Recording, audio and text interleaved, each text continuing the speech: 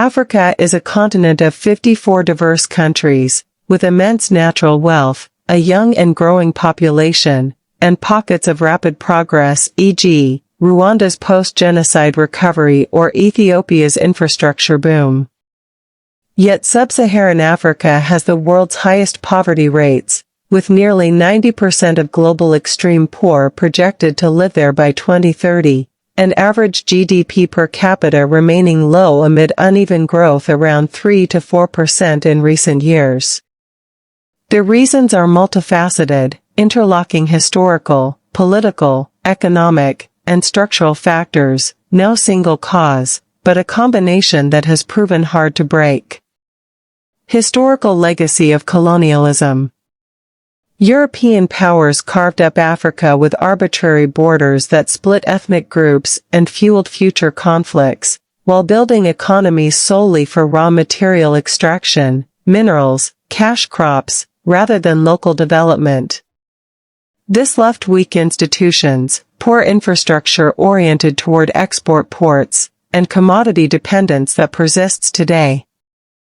Economists generally agree this had a net negative long-term effect on growth and welfare. Poor governance and corruption.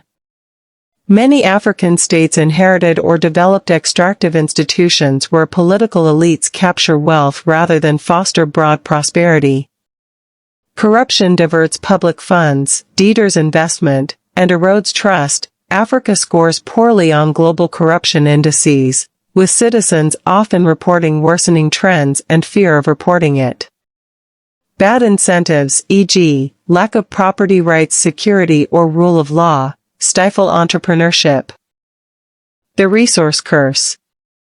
Countries abundant in oil, diamonds, or minerals, e.g., Nigeria with oil, Democratic Republic of Congo with cobalt and coltan, Angola, often grow slower than resource-poor peers.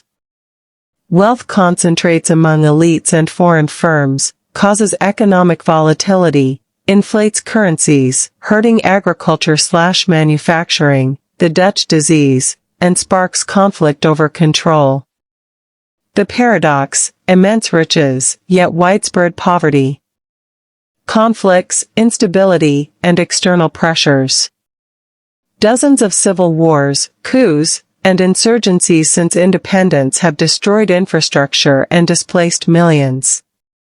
High debt burdens, worsened by global interest rates and past lending, unfair trade terms, and climate vulnerabilities, droughts, floods hitting agriculture hardest, compound this. Rapid population growth outpaces job creation in many places. Structural challenges. Subsistence farming dominates with poor roads/irrigation, health issues, malaria, HIV legacy, low education access, and landlocked geography for many nations hinder trade. Progress exists, mobile tech leaps, falling infant mortality, rising middle classes in some nations, but it's uneven, and inequality remains stark. The old Africa rising narrative of the 2010s has been tempered by debt crises and slow poverty reduction. The River of Gold. In a vast and sun-blessed land called Aurica, a mighty river ran deep with gold beneath its bed. The soil was rich, the forests teemed with life, and the people, farmers, herders, and craftsmen, had lived in harmony for generations, trading fairly among their villages. One day, ships arrived from distant seas. Powerful strangers claimed the land, saying it belonged to their far-off kings. They drew straight lines across ancient territories, lumping rival clans together and splitting families apart. They forced the people to dig for gold, but the shining metal was loaded onto ships and sailed away. In return, Aurica got a few roads, just enough to carry the treasure out, and taxes that left villages hungry. After many years, the strangers left in a hurry, handing power to a handful of local chiefs who promised independence. The people celebrated, dreaming of keeping the gold for themselves.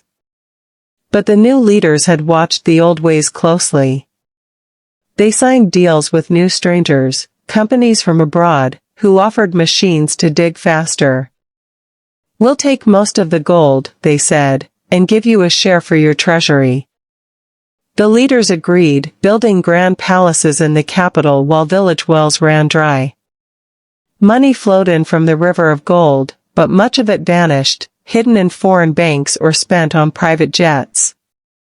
When people asked for schools or clinics, leaders said, "Be patient, the gold will trickle down."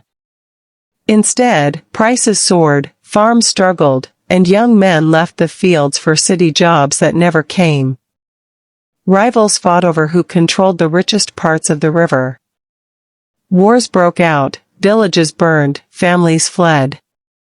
Foreign buyers kept coming, happy to pay whoever held power that week. A boy named Quito grew up beside the river. His father panned for tiny flecks of gold, barely enough for salt and maize. Every day, Quito watched massive trucks rumble past, loaded with or bound for distant factories that turned it into phones and jewelry for people he'd never meet. "Why do they have light in their homes at night?" Quito asked his mother. "While we sit in darkness, even though the gold comes from our river." His mother replied, "The river is generous, but the hands that hold it are not. As long as the gold flows outward and upward, to foreigners and to a few of our own, the many will thirst." Years passed. In some corners of Aurica, people grew tired of waiting. They demanded transparent accounts, fair shares, and leaders who served rather than stole. They planted new crops, built factories, and taught their children skills beyond digging. Slowly, lights began flickering on in villages. But in other parts, the old patterns held. The river still gave gold, yet the people along its banks remained poor. Aurica's tale is not fate, it's a warning and a possibility.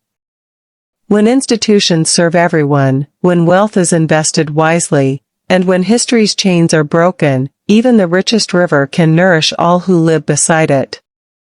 This story draws from real patterns across resource-rich African nations, where potential abundance often fails to translate into shared prosperity due to the factors above.